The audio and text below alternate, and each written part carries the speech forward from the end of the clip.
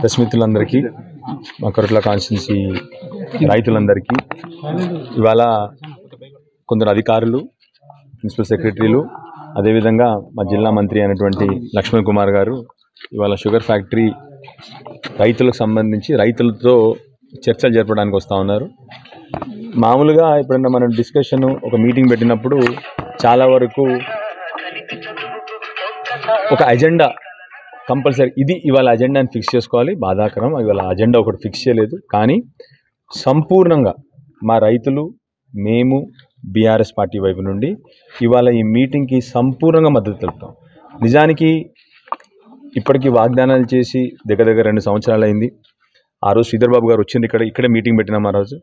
ఆ రోజు మేము కానీ మా బీఆర్ఎస్ పార్టీ వైపు నుంచి సంపూర్ణంగా కనీసం ఒక్క ఇది అది అని కూడా మాట్లాడకుండా, ఒక్క సాకు కూడా పెట్టకుండా, మీరు ఎట్లా చెప్తే అట్లా మీతో మేము నడుచుకుంటాం, దయచేసి వెంటనే కమిటీ ఫామ్ చేయండి, వెంటనే ఓపెన్ చేద్దామని చెప్పినారు. గత సంవత్సరంలో సెప్టెంబర్ అని చెప్పినారు, జూలై అని చెప్పినారు. సరే పర్వాలేదు, అదేం పర్వాలేదు. అయినా కూడా ఇప్పటికీ దగ్గర 22 నెలలు అయింది. అదే ఓపికతో మమ్మల్ని ఇక్కడ సంబంధిత ఎమ్మెల్యేని ఆ కమిటీలో పెట్టలేదు. అయినా కూడా నేను ఇప్పటివరకు కనీసం కంప్లైంట్ చేయలేదు. ఎందుకంటే బాధ్యతతో మా రైతులందరికీ న్యాయం జరగాలి, ఇక్కడున్న చెరుకు రైతులకు న్యాయం జరగాలని చెప్పి బాధ్యతతో వ్యవహరిస్తూ ఉన్నాం. తప్పకుండా మళ్ళీ ఒకసారి ఏదో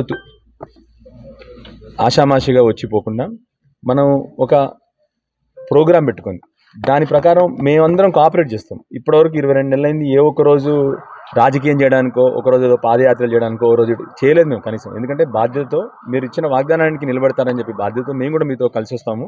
100% మన రైతులకు ఇక్కడ మల్లాపూర్ మండల్ కానీ, మా కొరట్ల కాన్స్టిట్యున్సీ కానీ, పక్కనున్న కాన్స్టిట్యున్సీలకు కూడా అందరికీ న్యాయం జరగాలి. దయచేసి ఎంత తొందరగా వీలవుతే అంత తొందరగా.